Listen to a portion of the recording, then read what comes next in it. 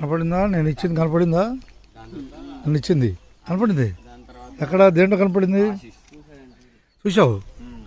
ఎక్కడ చూసావు? ఇన్స్టాగ్రామా? కాదు, ఇవాళది. వాళ్ళు చూడలేదా? చూడాలి. 4 సంవత్సరాల క్రితం ఉందా? నీ పేరు అబ్బాయి?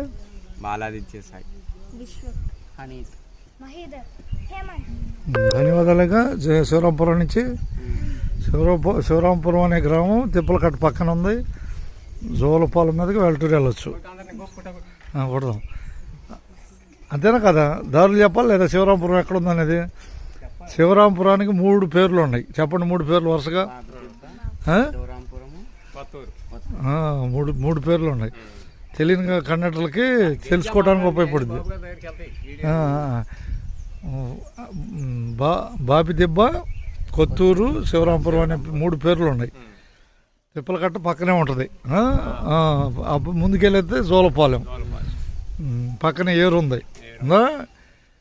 వెళ్ళిపోతాంగా పులిగడ్డకి వెళ్తాంగా ఏరుని పడి నడకూతురు. ఇటే మీ ఎదురు రౌండ్ పాలెం ఇటగా. అదివరకు ఏటోకుండా బస్సు వెళ్ళేది 2003.